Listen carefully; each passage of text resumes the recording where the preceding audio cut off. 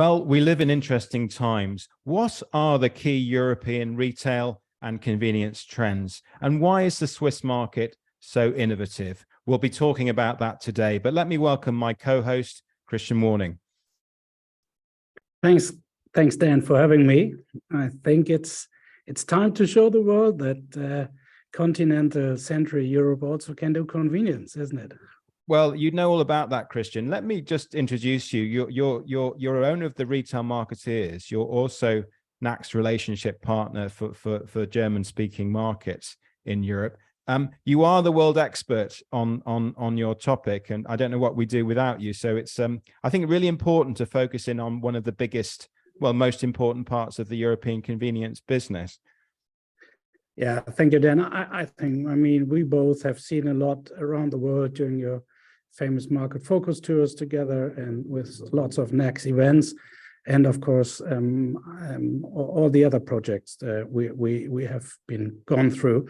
So yeah, I think the comparison of markets is always very, very interesting. And we have a wonderful program today. I think it's a lot to learn and listen for the audience, especially also outside the German-speaking markets now. Indeed. And what we're going to start with, I mean, so we're going to start with McKinsey, looking at the retail trends, and then just tell us about what's coming from Switzerland later in the program, Christian, in terms of the guests. You know them both very well. Very happy to do so. So we've got Roger Voigt, who's the CEO of Valora Group. You know Valora Group well. Yeah, the interesting thing, I mean, Valora is in that business long years now, and the name of Valora is not so well known because they run under different brands, and now they are owned by FEMSA OXXO. So that's a giant with using the Valora platform. It's very interesting to get some insights here from Roger Voigt about where they are and where they want to be in Europe. Absolutely. I think it's a really big story. And then, of course, another player we know very well, Migrolino, Sebastian Becker, who's member of the management board at Migrolino. Again, another retailer you know very well, Christian. Yeah, I mean, I think lots in the audience knows Markus Lenzlinger, currently the next leader in Europe, or international leader of the year award winner, and Sebastian made a great presentation at the next CSE in Berlin, didn't he? So it's great to have him here in the show today. Absolutely. Well, let's just get into it, shall we, Christian? Let's do so. Let's do it. So let's bring in Daniel Lobley, senior partner at McKinsey & Company. Daniel, you lead McKinsey's food retail practice globally. Welcome to the program. Hey, Dan, great to be here. Well, very good to have you. Now, as I said at the start of the program, I mean, we're living in interesting times in Europe. Retailers, as ever, have to be adaptable. So we thought a great start to the program would be, obviously, we're spending a lot of time looking at the Swiss market, but we wanted to just step away and step back a bit and look at some of the key trends in European retail and convenience. And you're going to, for the next 17 minutes or so, just take us through where we're at as far as that's concerned. So you take it away, Daniel. Great. And indeed, very interesting times. I think I never had to rewrite my trends documents so frequently than in the last 2 years. So very interesting and a very challenging time indeed. I thought I'd bring today maybe a bit of an overview on 7 trends we see in Europe on retail and convenience specifically. And as you all know, right, Europe is quite a heterogeneous market. Let's also discuss a bit what differences we see between the different markets. So we're going to talk a bit about how currently the customer behavior is evolving. We're going to talk a bit about what capabilities and different players are doing at the moment, and then what are more emerging themes that still need to prove that they are economically viable, I would say. But maybe let's jump into the really first one on inflation, which probably is the one that keeps us all busy from a customer point of view, but also obviously on a cost point of view.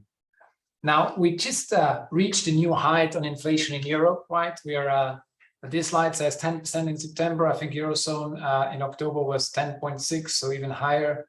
And the food inflation is even higher than that, right? We see up to 15%. You also see here the forecasts of Oxford Economic and IHS on the inflation.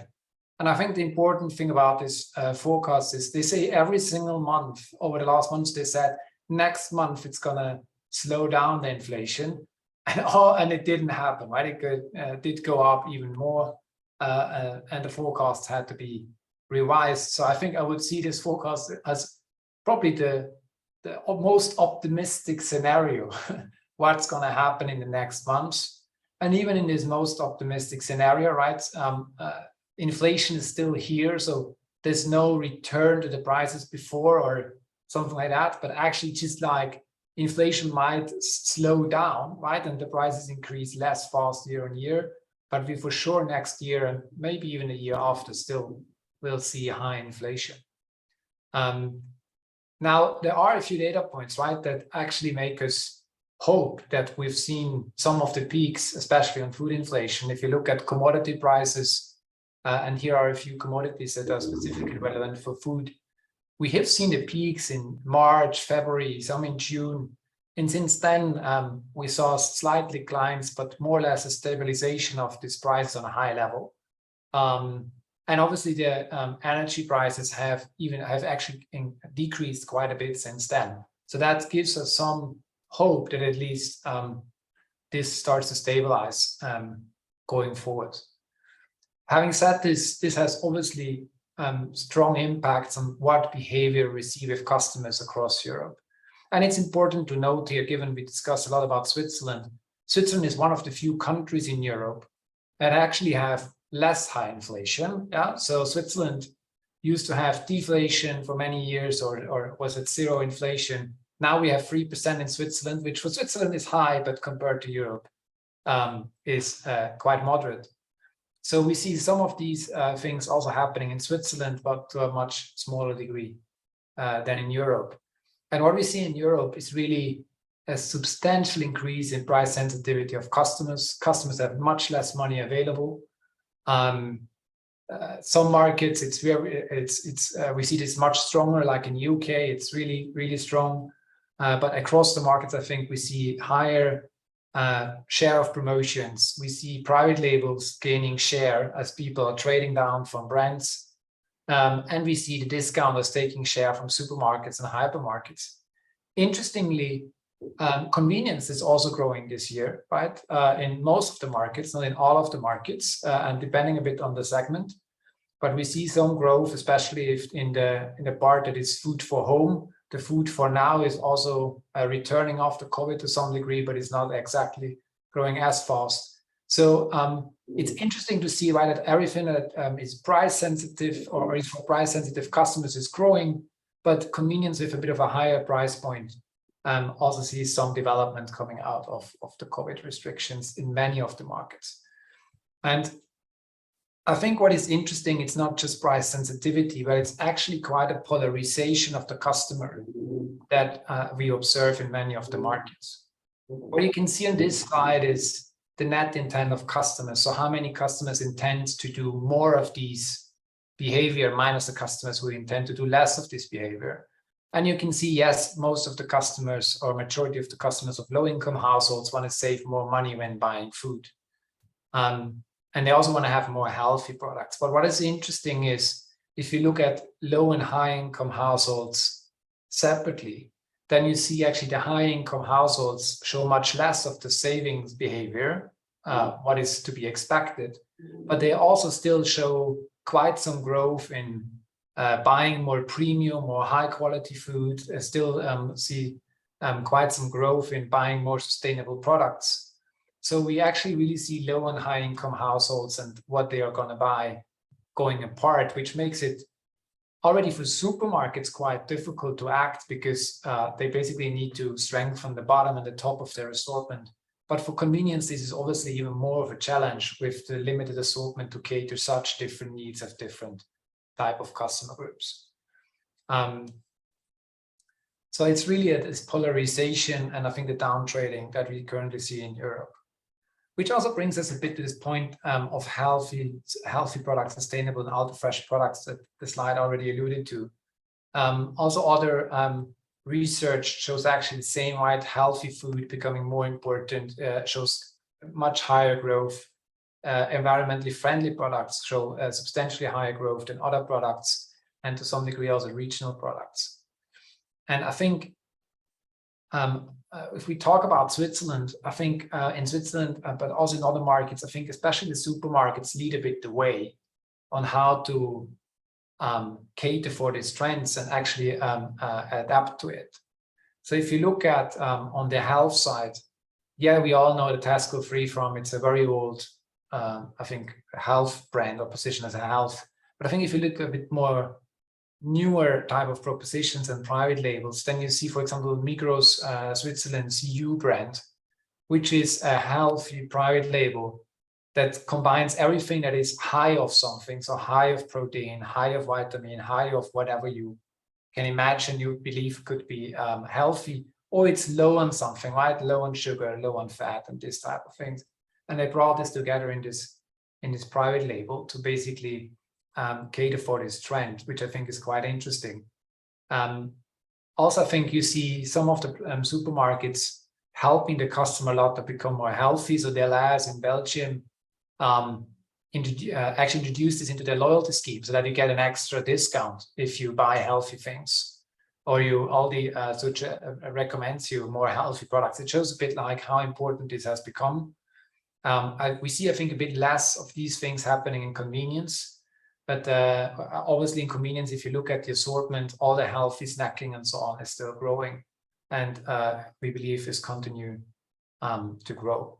Also on the sustainability side, I think interesting maybe here to mention from Switzerland, the Migros M-Check, where they have this CO2 emission ratings on every single product to give customers transparency. And then, of course, we see an increased number of private labels also in the meatless brands, not just branded, but also private labels here at the Leclerc, and also, again, a Migros example.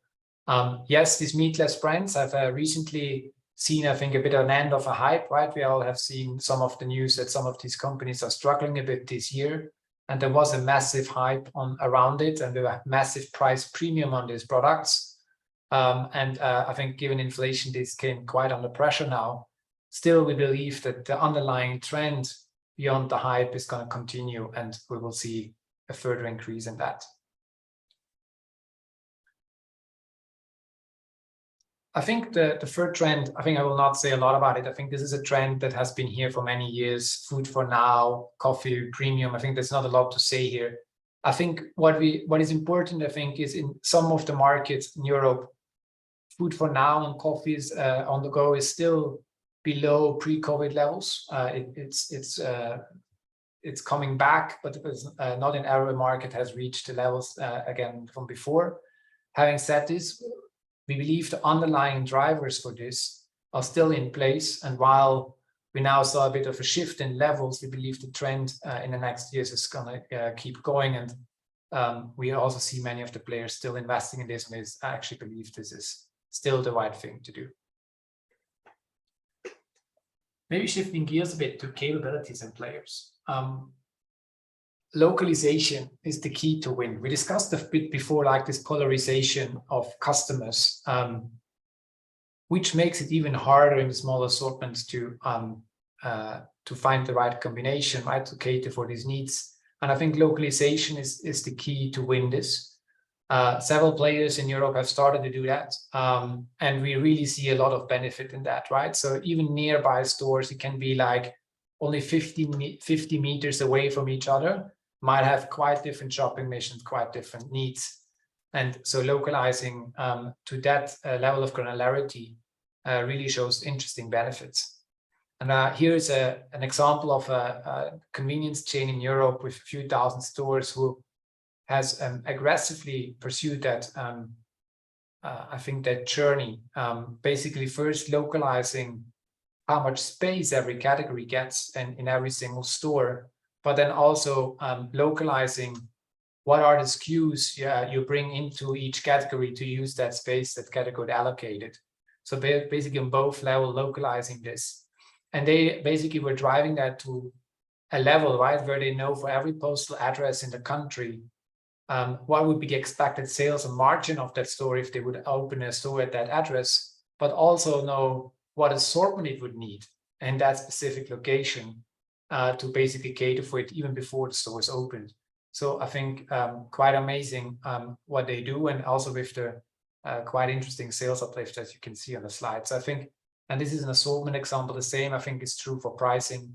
And I think this type of localization we will increasingly see in Europe. Another big topic, obviously, is seamless checkouts, unmanned stores, and all of that.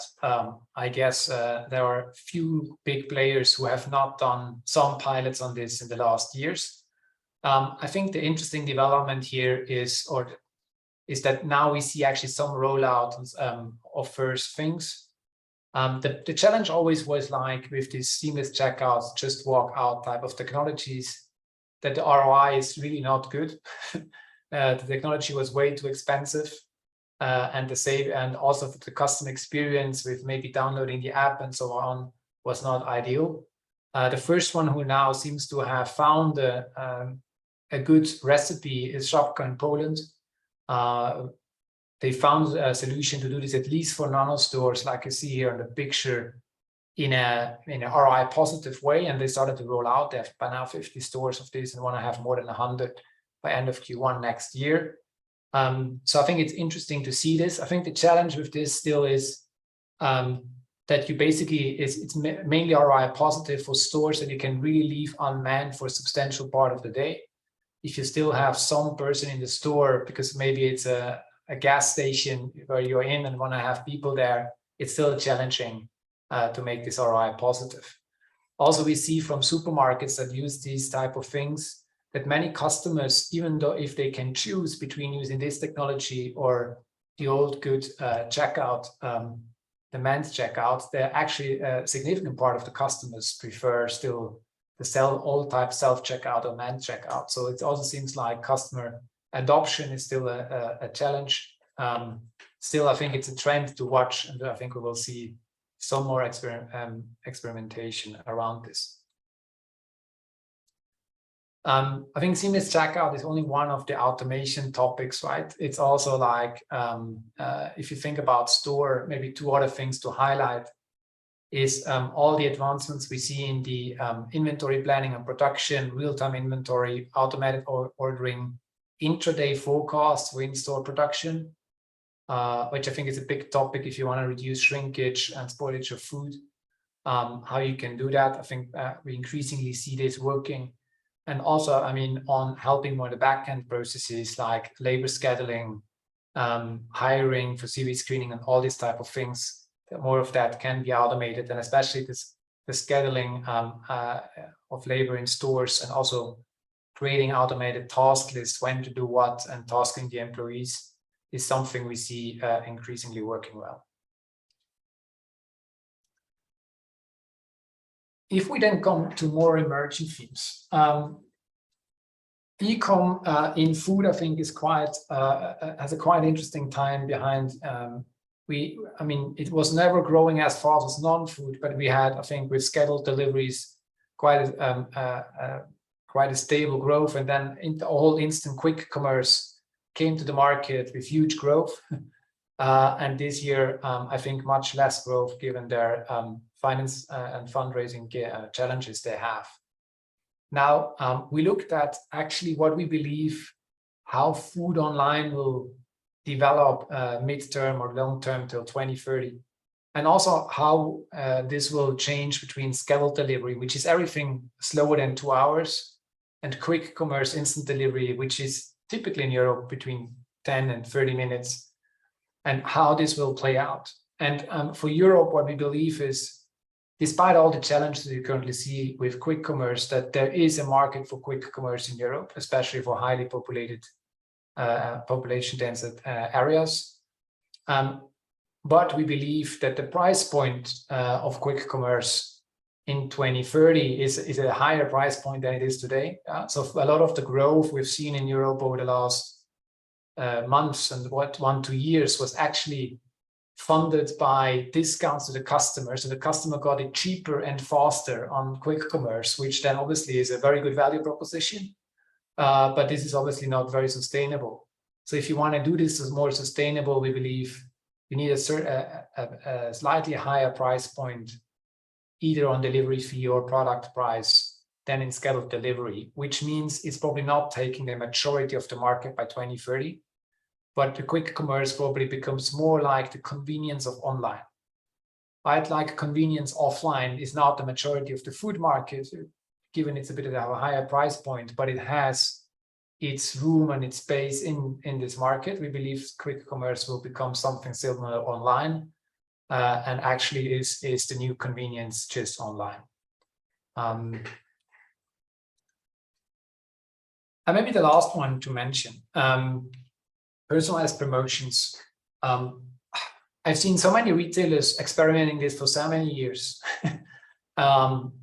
And I think there were always two challenges. One is to really scale it so that it really makes a big difference on your sales. And the second is that this sales is basically ROI positive. A lot of it was actually losing money.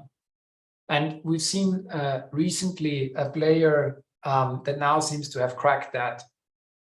This is an example of it, who changed a bit the paradigm about how to do this. And they achieved, this is a 2 billion retailer, and they actually have convenience stores and supermarkets as a multi-format play, and they play this across these formats.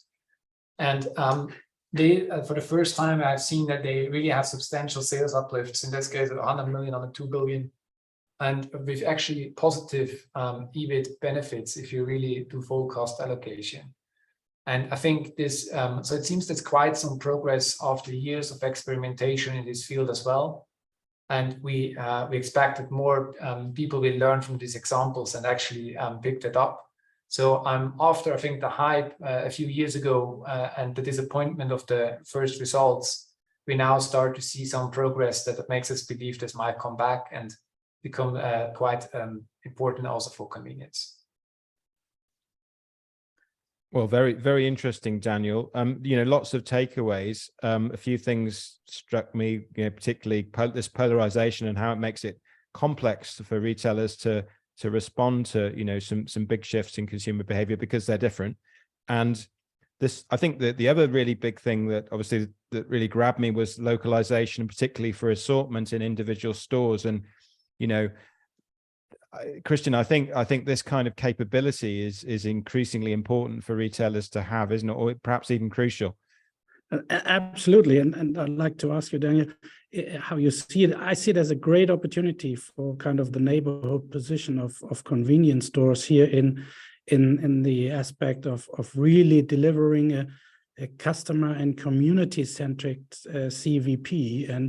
And how do you see it? I mean, in Germany, 85% of the customers of a gas station are loyal customers, are coming back anyway, always to the same site. And now bringing the assortment more to them rather than one size fits all approach must be very powerful, isn't it? It is very powerful. So, and as you say, right, I mean, especially in gas station, is it in Switzerland, in Germany, for many years, they all had the same assortment. And we actually worked for one of the gas station convenience players on this topic, on localizing it. And I mean, the sales uplifts you see from that, even though you have the local loyal customer, actually is fantastic. And it's on the existing customers that suddenly figure out there's actually more you can offer to them, but it's also attracting new customers that so far just didn't find what they were looking for, right?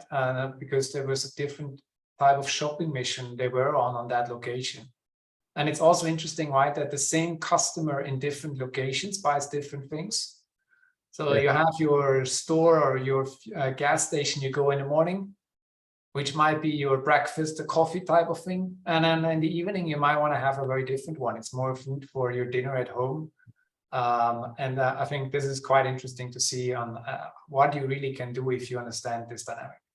So it's a call to action from your side for getting away of the sea of sameness and using geo-marketing data and be more kind of shopping mission driven then, is that right? Yes, absolutely. Especially shopping missions, I think, in convenience are so crucial and so different by location. And I think, yes, absolutely. So I think that's the call here. Yeah. Well, we could drill into a lot of detail there. There was a lot of other things that grabbed us, but what we've got next, Daniel, is a couple of retailers from the Swiss market. I think obviously responding to some of the changes that you've just been talking about. So let's hear from them next and find out how they're doing it. But just wanted to thank you, Daniel, for joining us today. Always great to get McKinsey's knowledge on the program. So appreciate you spending the time. Tremendous insights. Thank you. Pleasure. Thanks a lot. Great. See you soon, Daniel. Thank you. So, Christian, good to case study retailers. We've got two really impressive ones. Perhaps you'd like to introduce Roger as the first case study. Yeah, absolutely. I mean, Roger has made the kind of traditional big retail career. He knows what he's talking about. He knows that cash registers are not at head office; they are on site. So he's on the field. He really knows his business. He was with Co-op. He can tell us a bit more in a minute about himself, much better than I can do. But now heading the retail division of Valora with that massive potential in Europe, now backed by Oxo FEMSA, and as well as doing daily great business with a couple of thousand outlets already. So let's hear and welcoming Roger. Hi Dan, hi Christian. Thank you for having me. Very welcome. So, I mean, what we asked you to do is to just give us a bit of an overview of Valora at a glance, perhaps to begin with, and also FEMSA's been mentioned a bit, so we're going to have to ask you about that as well, just to get a bit of a position on that. Yeah. I think it's a great idea that I start with I would say a quick overview about Valora and also about FEMSA. So. Valora is a leading convenience provider with more than 2,700 outlets, mostly or the most of them at highly frequent location in Switzerland, Germany, Austria, Luxembourg, and also in the Netherlands. We operate 13 sales formats, 13 different sales formats. 6 of them in the retail division and 7 of them in the food service division. So today I will talk about the AVEC convenience format, because I would say it fits perfectly to the convenience sector, to the convenience situation we have at the moment in Switzerland. It also explains what we understand from convenience or from a foodvenience perspective. So what people tend to forget, so Valora is one of the world's leading and vertically integrated pretzel producer with more than 16 production lines in 3 countries and exporting the pretzel in more than 30 different countries.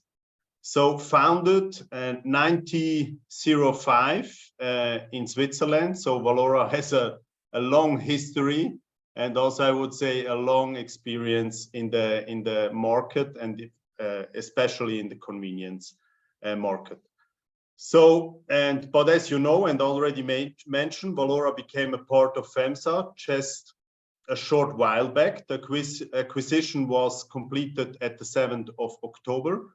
So now Valora is the European retail unit of FEMSA. So, but who is FEMSA? So, and FEMSA is a leading retail and beverage company with total sales of more than 27 billion US dollar, and with Oxo FEMSA operate the largest convenience store chain in Mexico and Latin America with more than 20,000 units. And therefore, I would say a deep understanding in convenience and also in customer needs in this sector. On the top of that, they run more than 3,600 pharmacies in 4 Latin American countries. And FEMSA also owns the largest franchise bottler of Coca-Cola products in the world in terms of sales volume, and is the second largest shareholder of the Heineken Group. So let's talk a little bit about why this acquisition is also so important for, or very excited for, Valora. So FEMSA and Valora joined the forces to jointly develop the European market leader in convenience stores and food services. So we at Valora are expected to accelerate our growth path by leveraging FEMSA's core convenience skill set and to serve as a platform in Europe for additional growth for convenience stores and also for the food service market, which we are also in. However, Valora stays Valora with all the existing brand and locations we already have.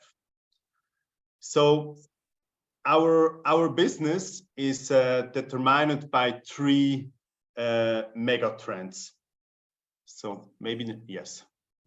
Mobility, lifestyle, and digitalization. So it's our vision to offer the best food and convenience concept in Europe. So Valora is where its customer wanted to be, providing them with what they want whenever they want. So for us, it's important to always put the customer at the center of our decision. So you will see that later in the interview, that it's not only something which we say, so it's something which we really do, always. So then, Christian, this was my short introduction about Valora and FEMSA. So, and now I think let's talking about the Avec brand. Just before you get into Avec, I just make one statement, and Christian, just you make one statement, because we don't want to stop the flow, but I think it is a massive move, isn't it? This is obviously the FEMSA. We know OXO very well, don't we, Christian? It's a huge business with incredible capabilities as well.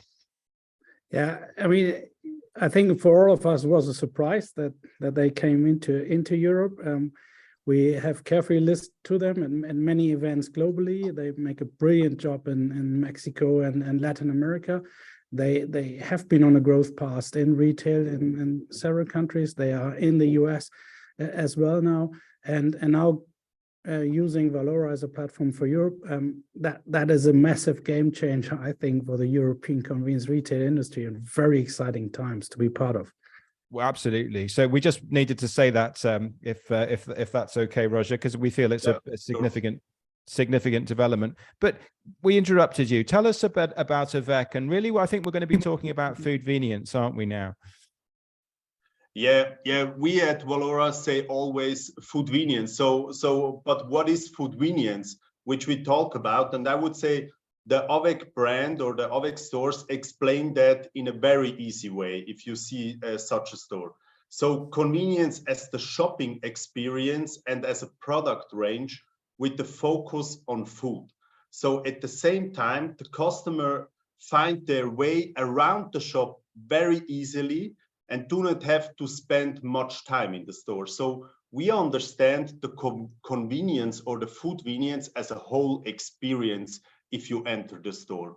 So, and we always try to put the customer in the center of our decision. So, and which is really important, or is, I would say, one of the best thing which the Avec brand has, is that our concept is very flexible and adapt to every location completely different. So, and in this way, we are always in the center of the customer. So, and you see here what are the main topics from the AWEC brand is. So we deliver a fresh and a healthy convenience food, a wide range of local products. So in Switzerland, local products are very important for a store. And then the concept is very flexible, which I mentioned before. And maybe we go one slide further. So I try to explain you what I mean with flexible. So, and let's not be mistaken. These pictures were not taken in a regular bakery, but in 2 AWEC stores. So, and you see this difference. So in one store, we have a bakery. So we produce fresh bread in the store. Why we do that?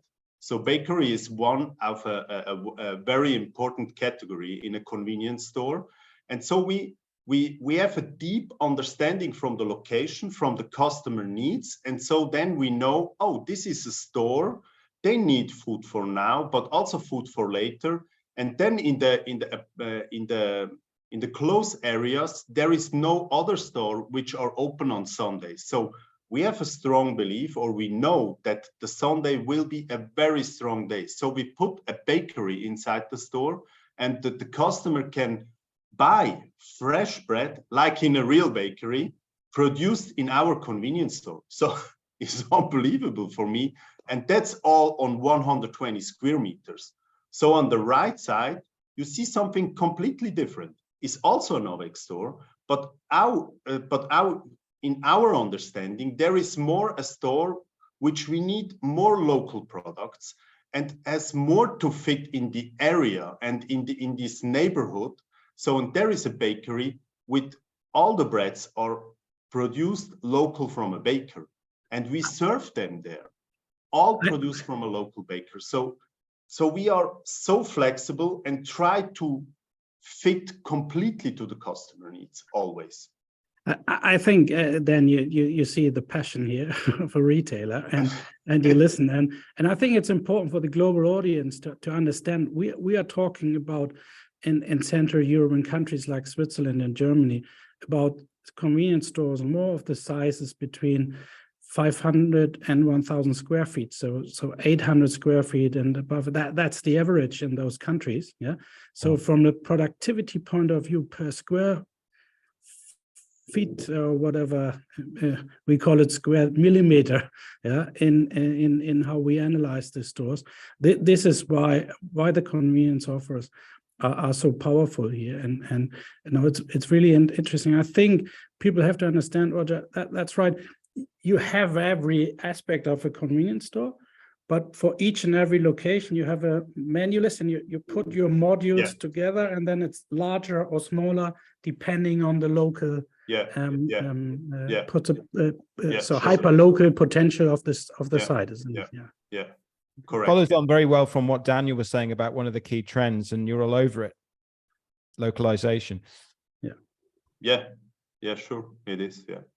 Yeah. Here you see a picture. So for me, it's always very impressive. So it's the same store.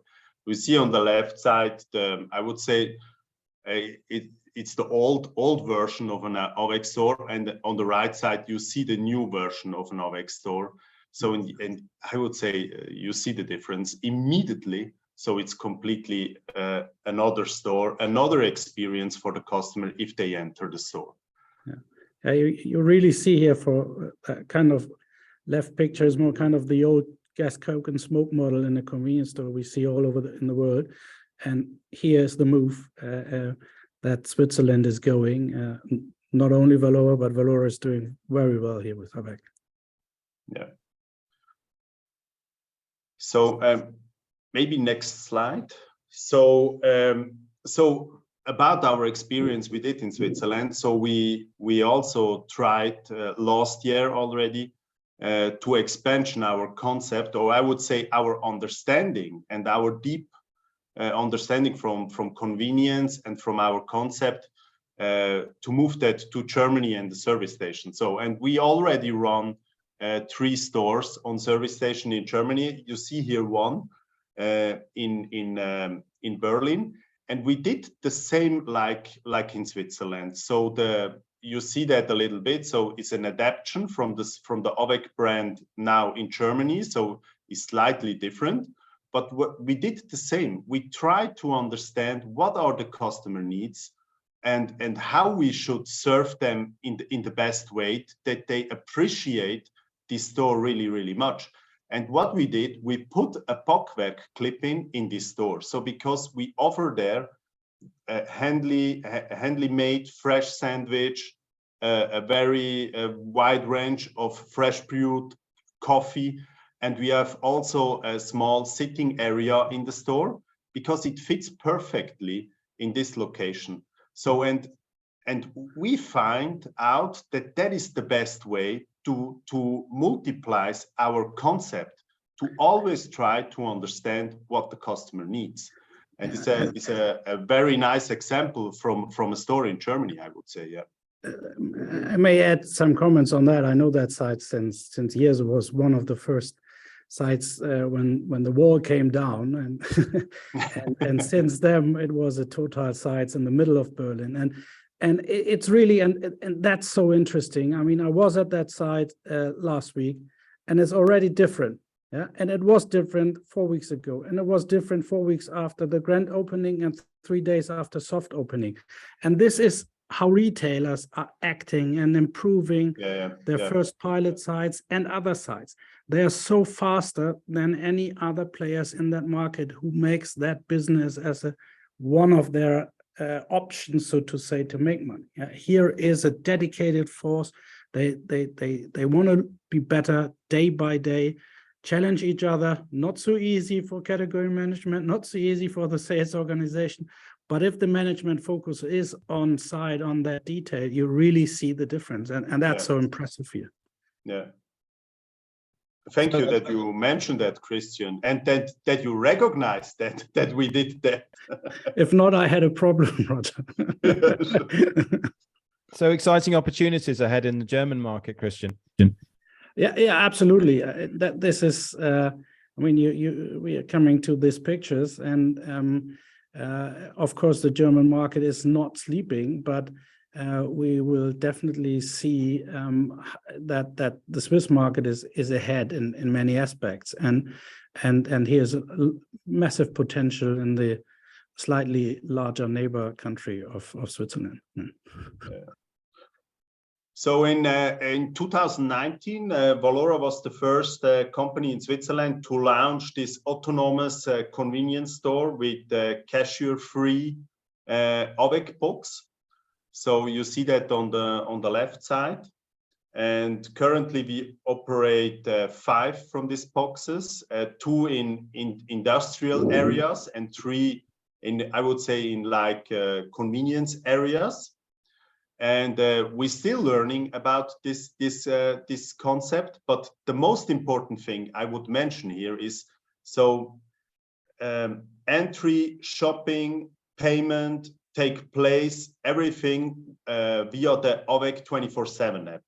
So the 24/7 app enables the customer completely autonomous to enter the store. So, and to make that clear, so it's a completely different experience. So you enter the store with your mobile phone, and you are in a convenience store, and you buy your products, scan that, and pay that with your phone, or go to the self-checkout and pay that and leave the store.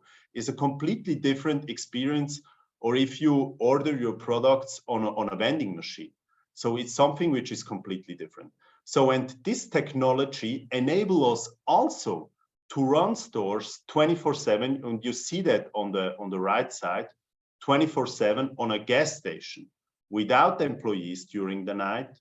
So we run that only with our AWEC app, and the customer can enter the store after they take their fuel, they enter the store, buy the products, take a coffee, all autonomous. So it's a completely different experience. So, and we are very proud that we have that, and we're still learning on that, but we see that, I would say, the acceptance or the from the customer is increasing at the moment. So it's something which I believe personally 24/7 at Switzerland will be something which is very important, also for service station and convenience stores. Yeah. And it's again an example, Dan, isn't it? I mean, Valora won the Next Technology Award, I think 5 years back in London in St. Pancras. Yeah, and all those retailers or so-called retailers who are not doing anything here, it's really call to action. This is what you have to have. Yeah, you have to have loyalty. For me, running a roadside retail or forecourt gas station, whatever we call them, the being able to run that 24/7 through the night autonomously, it's a major move. It's a very exciting development, isn't it? And obviously, the labor issues in our industry across the world, not just in Europe, are a very significant headache for CEOs, aren't they? So I think it's a really exciting case study to consider. So well, I mean, Christian, what's your summary of? I mean, obviously, Roger's shared with us an overview of Valora. We've just stressed the significance of the business this now is with FEMSA sitting there alongside the Valora brand. I mean, we looked at a lot of the innovations that Roger, you're very passionate about, and you can see why it's working, frankly. Christian, what's your overview? I think here's something growing from the interesting kind of high competitive Swiss market, which gives potential to other markets, like Germany, but FEMSA and Valora will not stop at the current markets. I'm betting personally on that.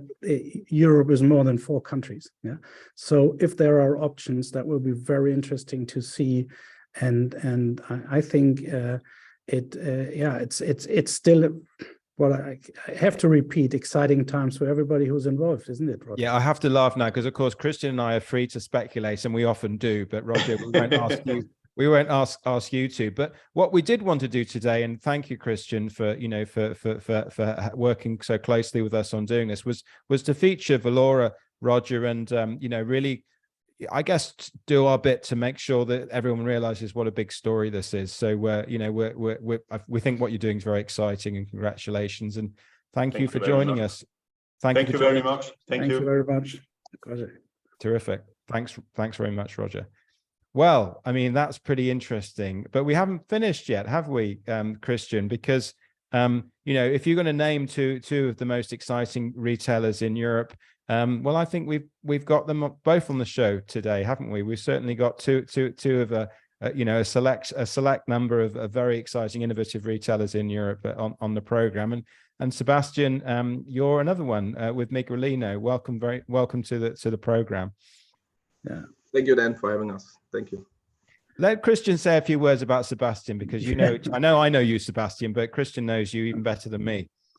No, it's always nice. I mean, the one thing is meeting each other on site, learning from each other in Switzerland, but having a beer together in one of the next events, like the next show somewhere, talking and standing also in front of other retailers and debating and discussing, you immediately know who you are talking with. And Sebastian knows his business very well.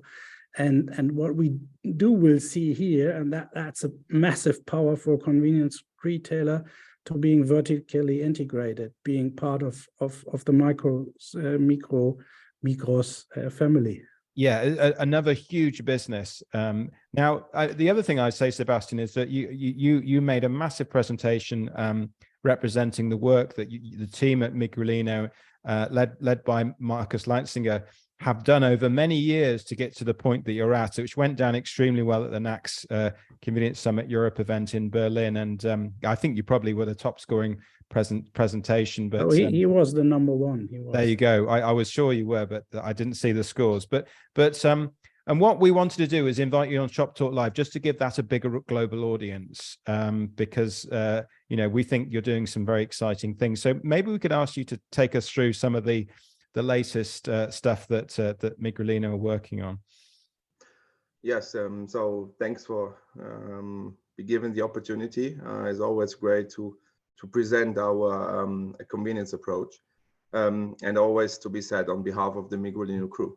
So we have everybody on board working really, really hard on a daily basis to actually grow beyond one limits. So I think it was well outlined from Daniel that we see mega trends that are sustainable, that stay, but we see others that may pop up as to be important, but then start to diminish as time passes. So we need to be really flexible nowadays.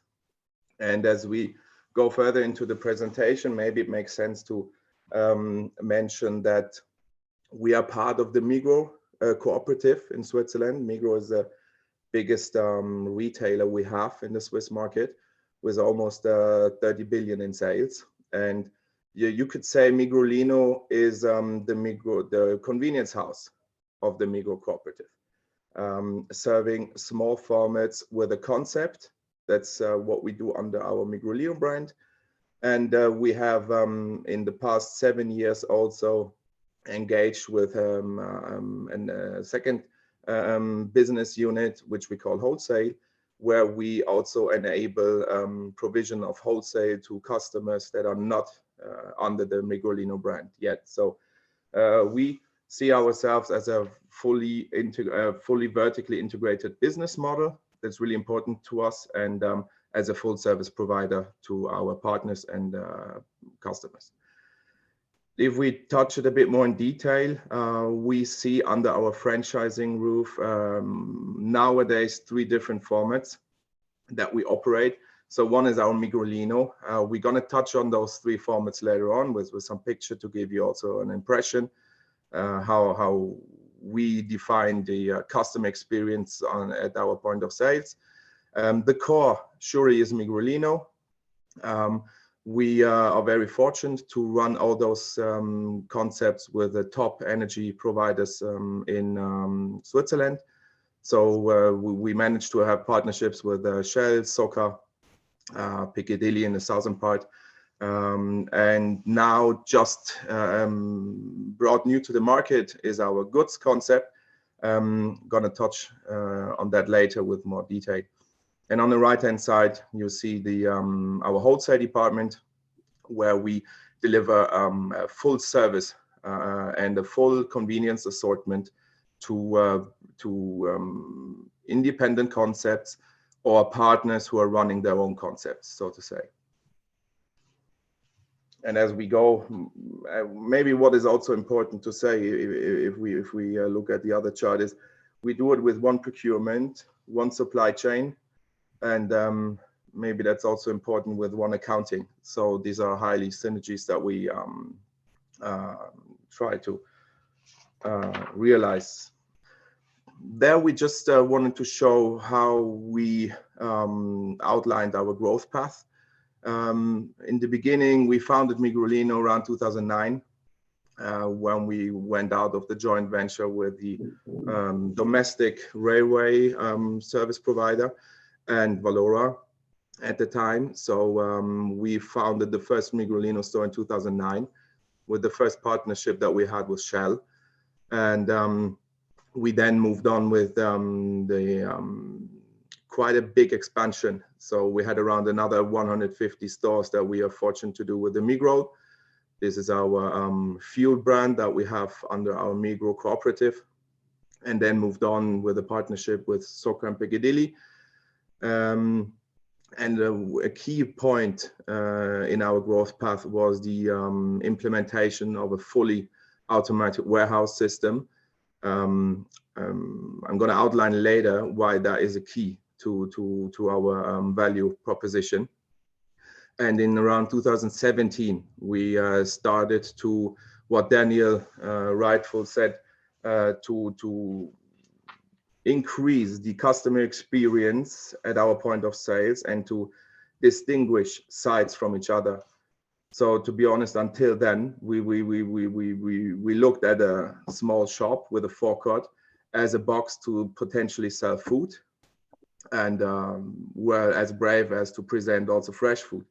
What we observed then is that the buying mission by the customers, they differ from site, from location, based on the environment they're in. So we started to implement our Go Future concept, where we really stretched on different store clusters. And under the store clusters, we implemented the modularization of the assortment in order to really come up with the best offer per site. And after the automatization of our main logistics center, where we delivered all the shops from, so we don't have additional hubs, we do everything under one warehouse. We also added a frozen warehouse and as well as the ultra fresh platform. That was kind of a game changer for us as well, because it enabled different assortments, new products that before that weren't able to be serviced to the partners efficiently. We had some digitalization. We also engaged in unmanned shop formats, which we're going to touch later. And now in 2020-21, we came up with our new concept, Goods, with a slightly disconnected approach to Migros, our current formats that are well known in Switzerland. So if we touch on the next chart, we would see that at the moment we are running our concept sales with a bit more than 1 billion in sales, which surely is a reasonable size in the Swiss market. We have a headcount of almost 190 people that work for the concepts on every day, and we deliver to 390 almost franchise sites and almost 300 partners that we have on the wholesale. As I said, we use one supply chain for both to really realize synergies in order to propose the best possible value proposition also in the supply chain model.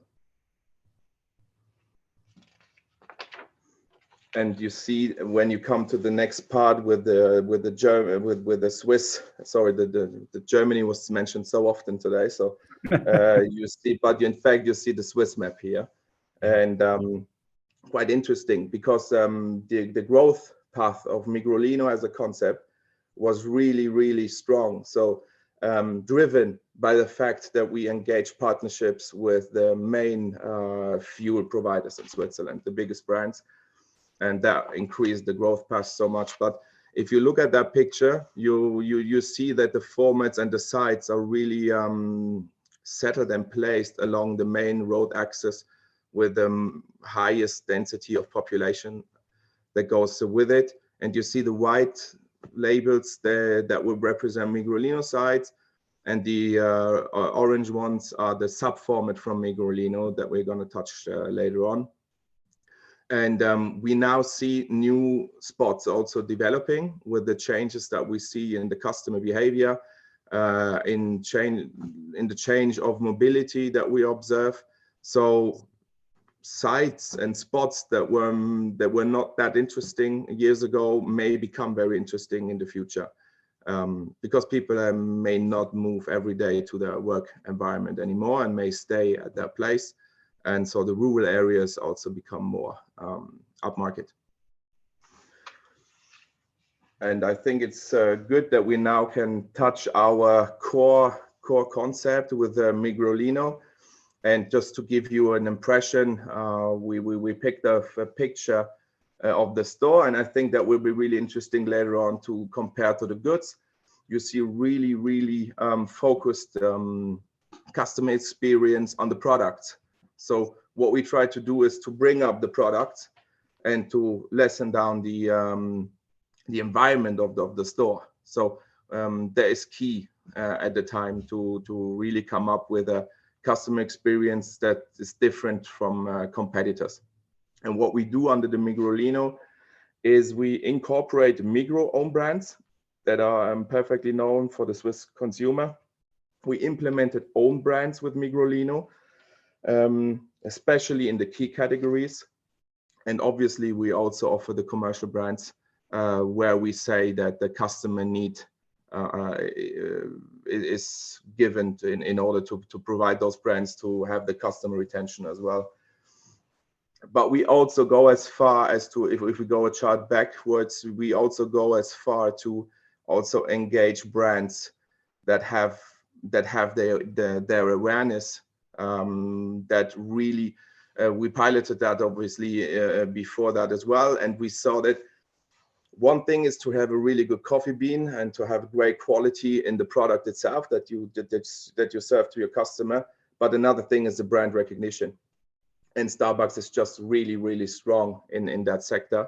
So we were really fortunate to have an exclusive ride with Starbucks at gas stations in Switzerland. And you also see bread that we bake off freshly every morning in our shops. I think Roger touched on that as well. So the bakery part in Switzerland is really important, is a key category, especially in the morning. And you see in this store a small module of our ready-to-eat module, where we really concentrate on the sandwiches, but also on the healthy parts. Just a quick question from me, Sebastian. You know, thinking about what Daniel said about you know, polarization and obviously the impact on consumer spending and purchasing. Switzerland's slightly different in the inflation hasn't been so high in Switzerland. Do you still see a lot of the trends that Daniel talked about, which are across Europe, as being very similar in the Swiss market?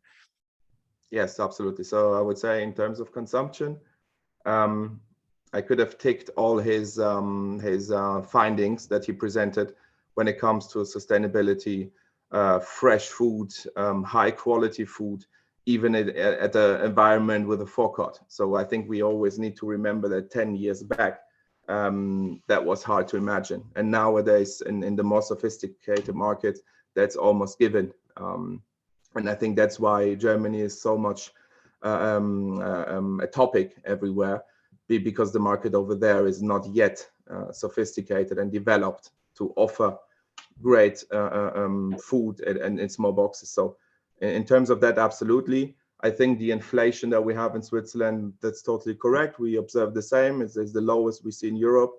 And another point that really is fortunate for us as a Swiss retailer is the fact that we have a high disposable income. So we have consumers that are happy to do their shopping. But let me mention that our pricing is really, really sharp. So we try to be rather closer to a retailer price perception than to the regular price perception that you may expect in a convenience store. So that is one of our main strategic pillars, to offer our products at very fair prices and maybe that's one of the reasons why we engage in more than 100 million customer contacts per year only with our concept formats. And that gives the power of private label also. That's no other retailer so strong like you and comparable to many other countries, some starting very successful, but you have everything which is gives you a high margin, vertically integrated. You can even produce the sandwiches and then deliver in the morning with your fresh logistics and on the private label, and then you add on the beloved brands, the FMCG brands the customer also wants, yeah? And that gives you flexibility, isn't it? Absolutely. And in the beginning, that's what I mentioned, 2017, when we started to engage with customer buying missions and the underlying modularization of the assortment. Nowadays, if you take that a bit further, the key is maybe the management of immediate and later consumption in the offer of the store, and that per site. So that may differ. I find the example really on target. The same customer may have a different shopping behavior in different sites. And then we also understand ourselves still as retailers. So we still have a household offer that we engage with. So it is really important for us to also, Roger mentioned that on Sundays, where our retailers or the bigger retail formats are closed, to be able to offer this really, really narrow shopping experience and to fulfill those needs. Very good. Maybe if we go a bit further, I think we just saw the picture with the healthy food. If we go back a few charts, we had the meals that we offer, and we in the very beginning we already started with the drinks and the salads and the really already known food menus available at the time. So what we now try to do is to stretch into the hot food service that you see in the picture right now. So with the different processes and different expectation when it comes to point of excellence. So the excellence at the point of sale is really, really important. And Christian mentioned that we produce on site at different sites where it is needed, because the supply chain solution may not come up with the amount, or the fluctuation in sales are quite different from day to day. So and here you see a kind of a fusion concept where we have our Migrolino convenience offer, food convenience offer, but took it a step forward, a step further, to also offer hot meals and hot food. And that is, as you can imagine, in the middle of Zurich. So really surrounded by offices and residential area. So there's an offer you wouldn't play everywhere. And one example I always give when it comes to increasing the basket that we sell to customers, the thing of healthiness and sustainability is all around, and in all the surveys we foster and sponsor, we see that the customer have a more and more weight on those topics. But then if we come up with deals, it's always the croissant with the Red Bull that is outperforming a deal with a croissant and orange juice. So it is a stretch for us. We know what the customer wants to feel like when he enters the store. We know what the customer wants to look at when he looks at the shelf. But then there is a minor gap to what he then actually buys for himself. So, but you have to ensure that the world that he expects is presented when he enters the shop. So it is in terms of further developments in our Migrolino.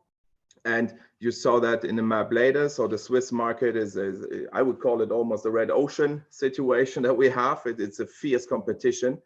And we see that further expansion rather happens in smaller formats. So we had to be prepared to keep up with that momentum. And that's why we implemented Mio as a sub format, as a small format from our Migrolino. And you see here an impression how the shop feels like. This is a shop we managed to do with Shell together. Shell took next to Migrolino now also the Mio for the smaller formats. They were running under the Select brand until now. And we just incorporate all the knowledge we have from Migrolino, the core needed articles, the key value items that we must offer also on small formats to our daily consumers. And yeah, it is really good to also bring a new customer experience, even in smaller shops. It does make a difference. And I think on Roger's presentation, we saw that quite well with the old and the new. This is what, especially the Swiss consumer, who is much more sophisticated when it comes to convenience shopping, expects from us in the future. Yeah. And now this is the absolute opposite to what you have seen with our Migrolino concept. We were a bit under pressure because, as I said, we managed to have a great expansion with our Migrolino concept. And as you can imagine, it's something that also finds stagnation in growth at a certain stage, because it's well known, and maybe the 300X Migrolino is not winning the race anymore. So we knew that we need to come up with something new to present a new concept. And you see here the goods concept, where we disconnected from the CI/CD that we have from Migros. We went more into the commercial brands, but foremost, this concept should actually serve customers who have a really healthy lifestyle, who want to feel at home, who want to feel welcome. And we, after some testing in the beginning, we now can say that we managed to bring this offer. I mean, it's a perfect example then from getting away from the sea of sameness, isn't it? I mean, this is how retailer carefully listen to the market, analyze the market, analyze their stores, their numbers, and say, hey, we need something new. And then the customer experience here is a totally different than in the current stores, but bringing the best in, making something new, and make more money out of it, isn't it? And there's been a lot of interest. I mean, a lot of excitement and interest in goods, that's for sure. Yeah, that was maybe the driver also in Berlin. And here we incorporated megatrends such as sustainability, connectivity, with the digitalization around it, health, and the new work. We just saw the room that we offer to our customers to take a seat, to do a meeting, to recharge a battery, to be connected to the internet. So we don't do retail in this room. We just give the place to calm down, or to be mobile, as we know currently. That's the mega trend that we see also for how to work. Right. Even in the back, those chairs are very comfy. Dan, I was there, sitting there. Yeah, so the target groups that we have for goods are regular customers and the walk-in customers, but we really engage in the trends, and we incorporate digitalization with the electronic shelf labels that we do, and also with the app that we have, contactless shopping and so on. And here we see our automated unmanned format. That one is at the Tesla supercharger station with almost 16 chargers. And for us, that's just gaining experience, to getting a grip, to feel the consumer who is coming up with an electric car that has to be charged 10 minutes, 20 minutes. How do they behave? How is their shopping mission unfolding? And this one is at the supercharger hub.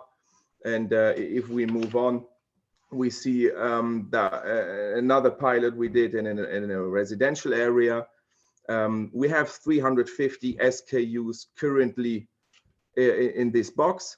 Technically wise, we could include 800 SKUs, but the current shopping missions that we observe, we found out that we perfectly fulfill the needs with the assortment that is now in the box. And this is hugely interesting, isn't it? Yeah, absolutely. So I mean, it gives us new insights, shopping mission that wasn't known before. So and the app is actually serving almost only to the younger generations. So we offer both. You could just walk into the box and do your offer or your ordering. I think we know that from fast food chains, how that works. But we also offer it via app. So you could do your shopping prior approaching the box, which will give you a QR code, and the QR code will enable very fast shopping. And I think, as I mentioned a few times in the presentation, the supply chain model is key.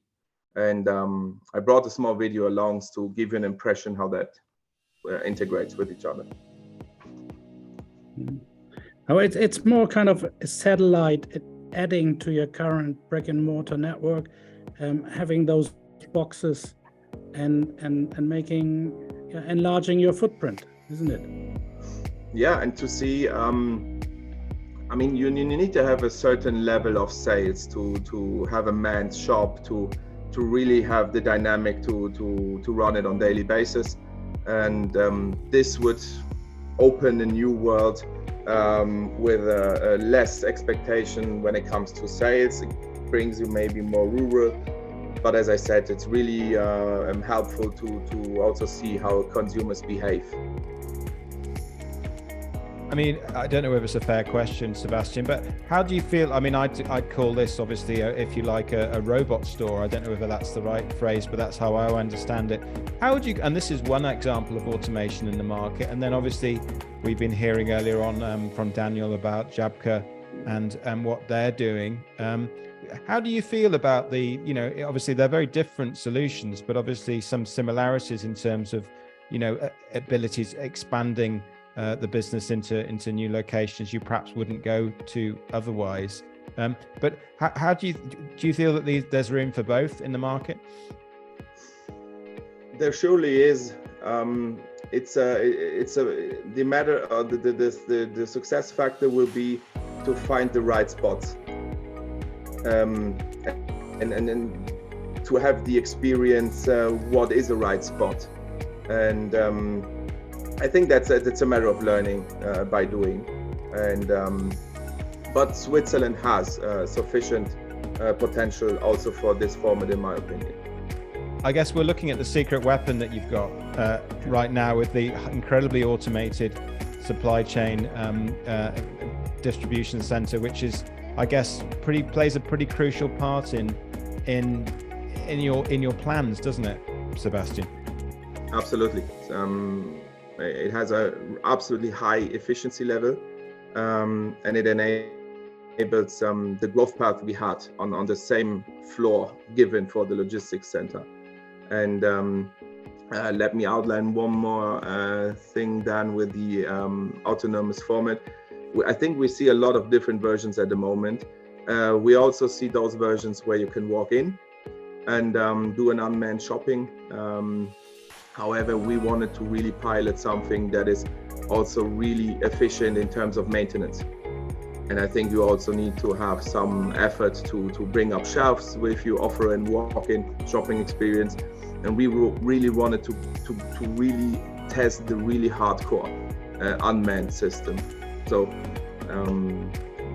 this is, I think we have seen, I mean, there are at least 100 different formats meanwhile in Europe in unmanned robotic stores, and unmanned is not unmanned in many cases.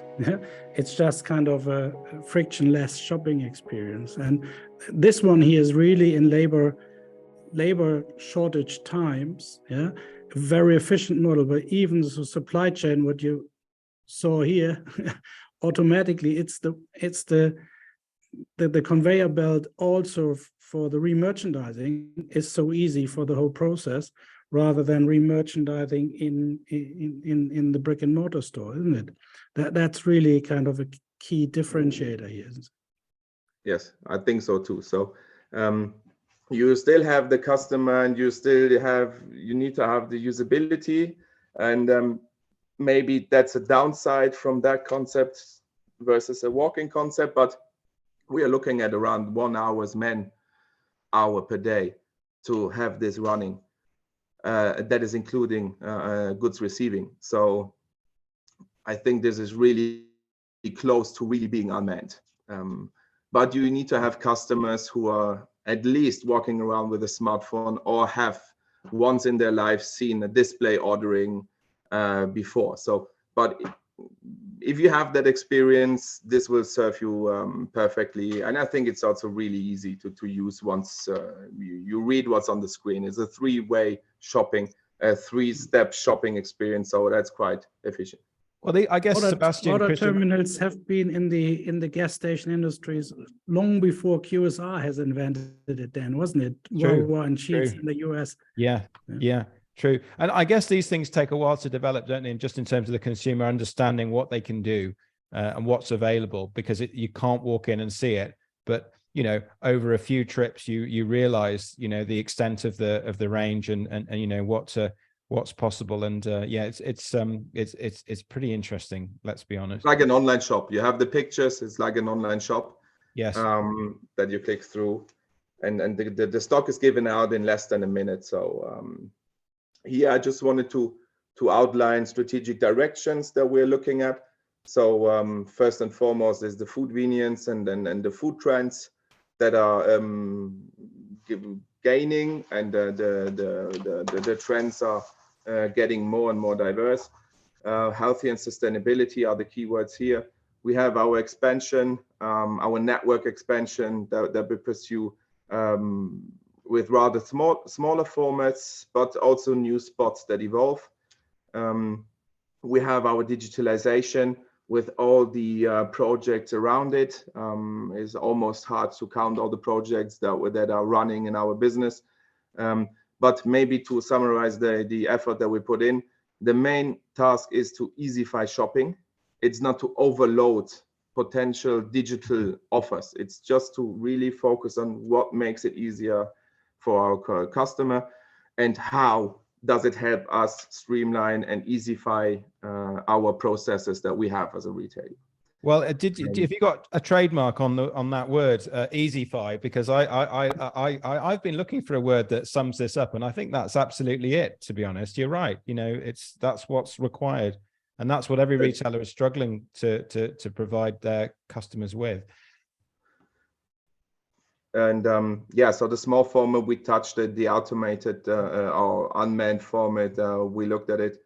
And to sum it together, I think if you look at the different format types that we pursue in future, if you look at the different expectation levels from consumers, I'm coming back to the point that I would say the state-of-the-art supply chain model is key to really serve the wide variety of offers that are coming up, and the different formats that receive the orders. And I think that should be something that everybody should engage in the future.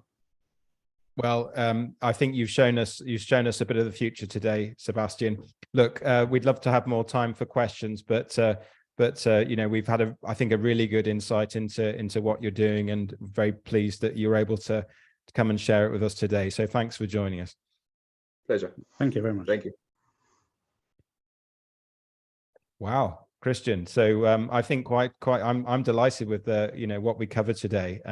Just final comment from you before we end the program.